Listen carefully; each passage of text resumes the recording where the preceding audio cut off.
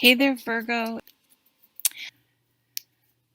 So at the bottom of the deck is the Two of Pentacles. So this card is about having to, as you can see, juggle many different priorities. So it's the ultimate multitasking card, um, and you can feel very stressed and very strung out. It's interesting though because it does tend to look from to other people that you are handling it very well. Um, so when this card comes up, if people keep adding more to your plate, you may want to just let them know that, if they keep adding too much, if you take on too much more, you may not be successful, or you may have to put some of these things you're juggling down in order to be able to complete, some of the tasks. So good communication is going to be important this month on the job front. So let's look at the first card. Yes, okay, here we go, because here's the Ten of Wands. So you're feeling overburdened. I love this card. You can see this is a woman here, literally holding this whole community or organization up, and she needs to put it down. So it's just feeling extremely overburdened. And if you own your own business or you're a manager, be very careful, because people are not going to be more productive when they're feeling completely overburdened and stressed out. It's just they're not going to be productive. I'm more productive when I'm busy, but there's a difference between busy and being sort of set up to fail, having so much on your plate that there's no way you're going to be able to get it done successfully. Um, and then as an employee, you need, again, same thing I just said, communicate, because they may not realize how much you have on your plate and that you are overwhelmed and concerned that some things are going to start to fall through the cracks. And they may be able to help you prioritize and delegate. And so then you have the Three of Cups. So I do feel like you will have a supportive work atmosphere where you will work with other people, and it will be a joyous, happy, fun atmosphere. So perhaps when you do, let people know that you have too much going on, or you can, bring the group in and work together more as a team, and in case one person is carrying more weight than they should.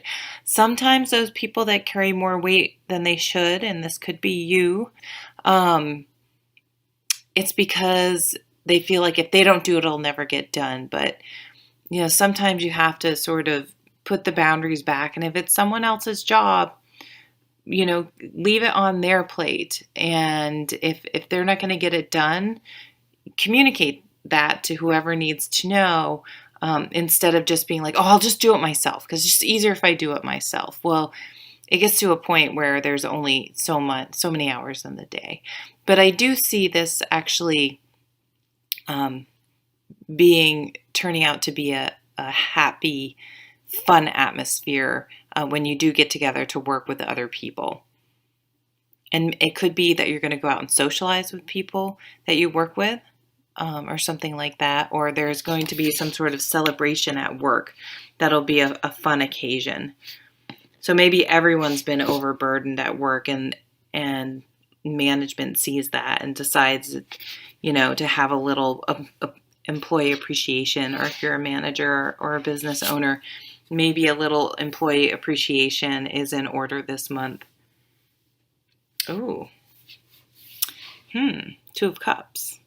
So now I'm seeing this Three of Cups in a little different light. Maybe you will be out socializing with some people for work, and maybe one of those people will be a romantic partner. And this could also be just a really excellent working partnership happening at work.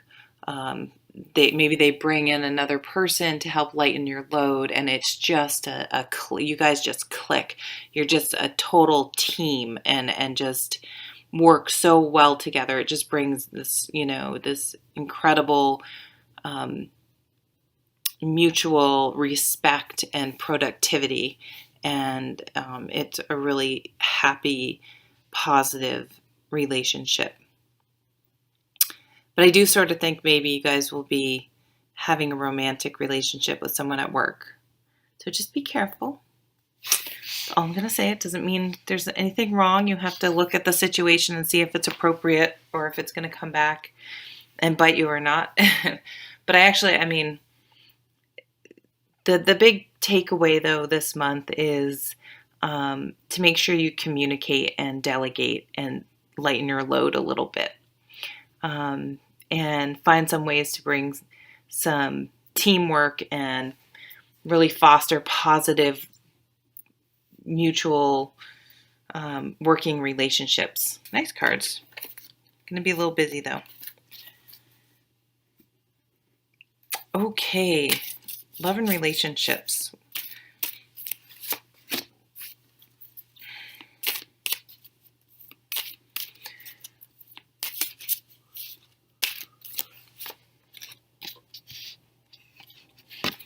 Okay, at the bottom of the deck is the King of Swords. So the King of Swords, he's quick-witted and very thoughtful and well-spoken. He's also though very analytical, and he makes decisions based on facts and data, and not so much on emotions. So he's really looking at situations from his head rather than his heart, and making sure that how he interacts in his relationships is smart and not just following, what feels good or at the time. And that's probably because of this Ten of Swords. So this is a mentally anguishing situation finally coming to an end. It's sort of hitting rock bottom and getting to the realization that you cannot go one step further the way things are going. It was just driving you crazy. It was just exhausting you mentally and just not a mentally healthy place to be. So I can see why the King has come out, because he's like, you know what? I need to be smarter moving forward and not let myself get this far into a bad situation. And so it fits beautifully with the Chariot card, because the Chariot card is the take charge card. Instead of going through life just reacting to situations as they come, as if you have no control over anything, the Chariot card is you taking the reins and steering your course. Instead of reacting, you're taking action, moving forward. So,